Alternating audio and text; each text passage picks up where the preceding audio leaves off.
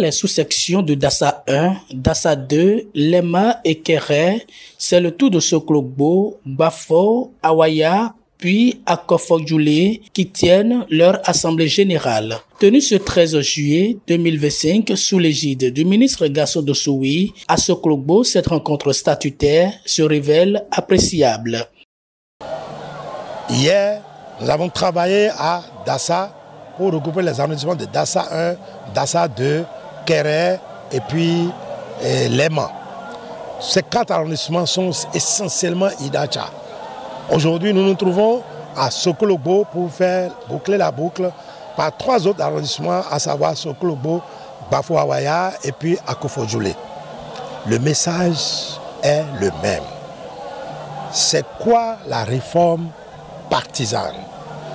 Quels sont les points essentiels du code électoral? Et quelles sont les attitudes que les électeurs doivent avoir pour mieux participer pour une première fois à une élection générale, puis après à une élection présidentielle? Quels sont les enjeux? De toutes les façons, nous avons essayé de réhabiliter un peu dans leur tête les slogans des vieux temps, à savoir « c'est le peuple qui commande ». Le pouvoir est au peuple. Qu'est-ce que ça suppose?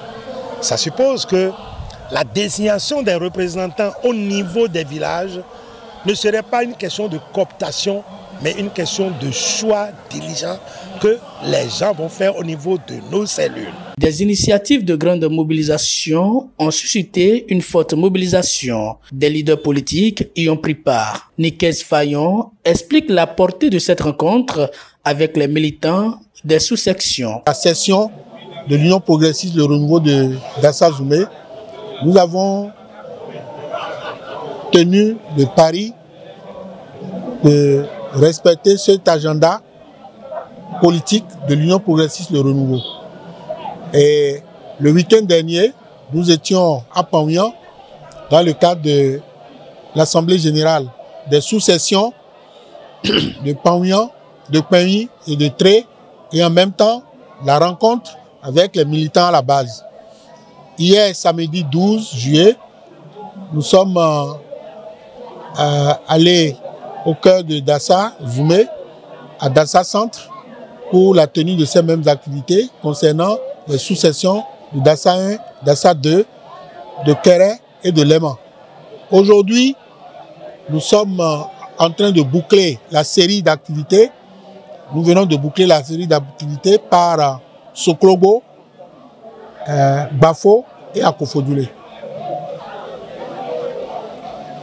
Pour conclure, c'est à notre grande satisfaction de constater la participation massive des militants à la base, des responsables à divers niveaux et d'avoir pu tenir des échanges interactifs fructueux et surtout en langue locale. D'après le rapport au sein de l'Assemblée, les militants repartent dessillés, renforcés et dotés de nouvelles approches pour assurer le triomphe du parti en 2026. On nous parle des codes, on ne maîtrisait rien.